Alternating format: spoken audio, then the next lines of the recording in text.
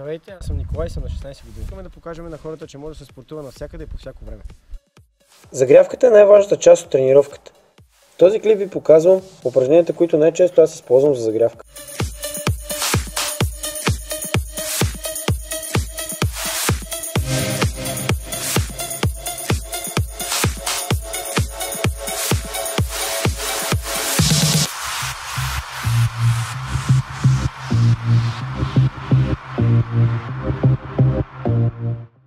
Бърпито е много интересно упражнение, натоварващо цялото тяло. Това го прави и отлично за загрявка на тялото преди добра тренировка.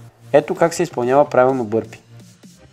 Заемете изправена стойка. След това приклекнете леко и паднете на земята в стойка за лицева опора. Направете лицева опора, като опрете гърдите си до земята и погледа ви е насочен напред. След като направите лицевата опора, свийте краката към тялото си, изправете се и когато се изправите, подскочете. Първото упражнение от тренировката ни за крака е клекът. Вземате изправена стойка с разкрач с големината на широчината на раменете ви. Сложете ръцете си пред главата или зад врата, в зависимост от това къде ви е удобно. Държте погледа си постоянно напред и започнете бавно да сгъвате коленете, като внимавате те да не подминават пръстите на краката. Продължете да сгъвате колената и да сваляте таза надолу, докато той не подмине нивото на колената. След това бавно се повдигнете нагоре. Второто упражнение от нашата тренировка е сумо клекът. Ето как се изпълнява той. Вземате изправена позиция с широко разтворени крака, като пръстите на краката сочат навън.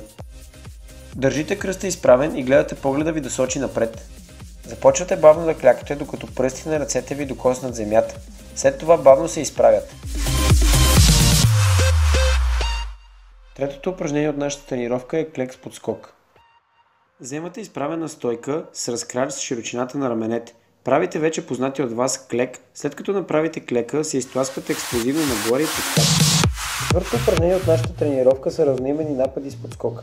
Вземате изправена стойка. Направете стъпка напред с водещия крак и дигнете противоположната на този крак ръка.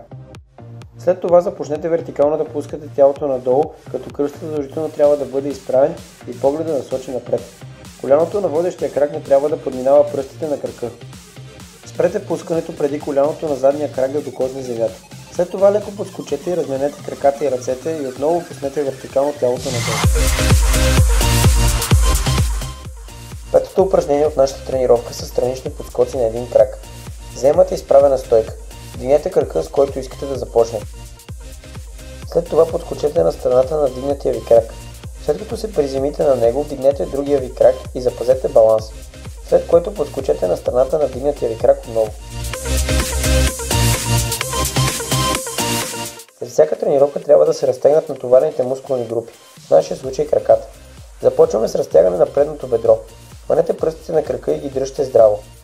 След това леко се наклонете напред и задръжте от 20 до 30 секунди, след което хванете другия крак. След като разтегнем предното бедро, започваме прасеца. Направете стъпка напред с водещия крак. След това изпънете хубаво кръста и погледнете нагоре. Задръжте от 20 до 30 секунди и сменете крака.